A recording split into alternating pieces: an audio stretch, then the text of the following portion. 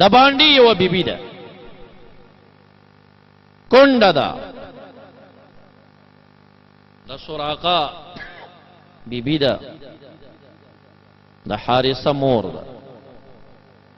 او دی بیبي به زوی ته ویل چې هر سحر به د محمد مصطفی سلام ته یو ځل ځي عوالی د مدینې منورې 4 میله کې لرې پرتې وي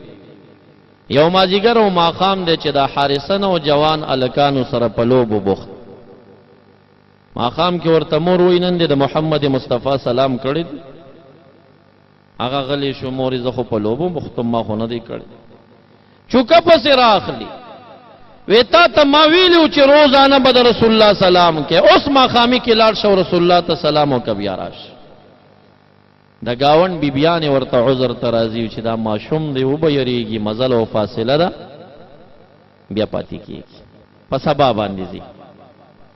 چې مدینې منورې ته لاړه مسجد نبوي کې محمد مصطفی نشته پوښتنه کوي دا څه شو وی ته نه خبر هغه د بدر میدان ته تللی په حارثه ابن سراقه نو جوان باندې د مدینې د پراخ ځمکه تنګ شو په منډه مور ته راغې بیبي ما ته اجازت وکړه زه جهاد ته ځم نو دا خو ماشوم دی نوجوان دی 14 کالو ته وړوکې ماشومې ته خو یتیمې او زما ستانه بغیر څوک شته نه دی ته به نه ځې جهاد حارثه ورته وایي مور که اجازت راته کې خو ډېره ښه ده ګینې بیا درنه پټ ځم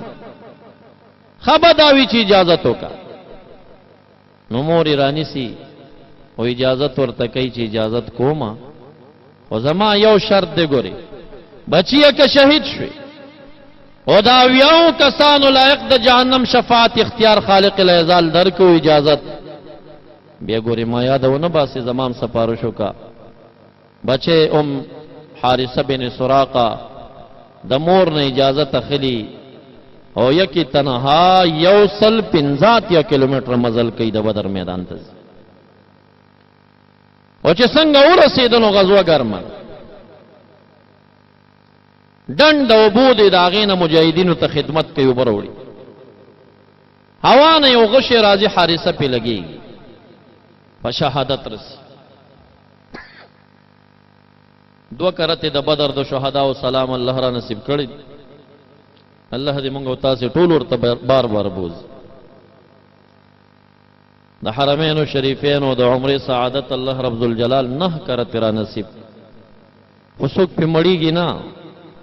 ارزل بدی بیا شوق زیتیږي چې بیا لاړ شم خدا بدر میدان ته 2 کرته تلم یو دیوال دی پاغه دیوال د 1400 شهیدانو نامې دي او د حارثه ابن سراقه نامت چرالم زما سترګو اوخ کرالی ما ته د واقعه د حارثه را یاد شو ځکه دا شهیدانی بیا وروړي نه دی او مکه میدان کې دفن کړي کله چې غزوې نه واپسی مجاهدین راځي د محبوب دا طریقو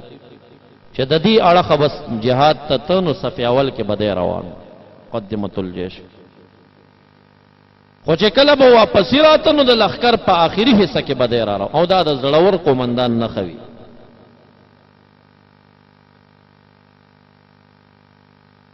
نو د مدینې منورې خلک دی لارې تراوتلی دي هر څوک د خپلوان استقبالیه ته ولاړ دی د عوالیو د باندې نه حارثم لارې د بدر کې ولاړه ده چې اوس به زما بچی راځي او زه به سلام کو چانه پختنه وکړه حارثه بن سراقه څه شو زه حارثه نه پیژنم هغه ته تیر شو دویم صحابي راغی حارثه بن سراقه څه شو هغه ورته وی انه قد مات هغه خو مړ شو بیبي یو دم چغې جوړې کړې مات او قتلا مړ شو که شهید شو وی د شهادت پته نه لګېږي خو غیبانه په غشي لګېدلی دی خو مړ دی د بیبي د خولې نه بې اختیاره بچی یاد ووته او د عین حارثه په ځای باندې د عین رسول الله چغې شروع کړي رسول الله چرته دی رسول الله چرته دی چاوی د لښکر اخري حصہ کې بی بی ورله او محبوب دی وخت کې په اوخه باندې و او د اوخې دا واګي ونی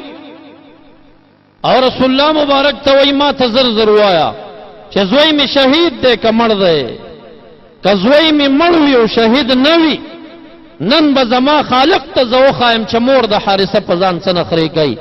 یعنی کنایه و د شق الجیوب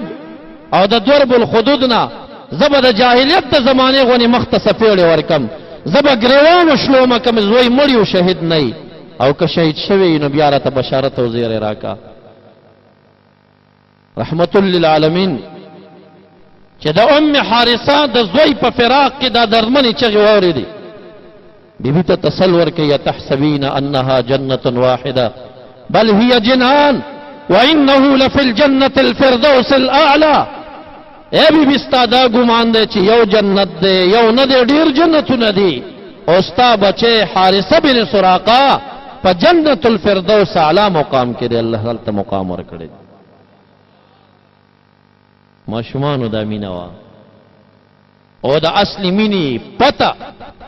په ډګر کې لګي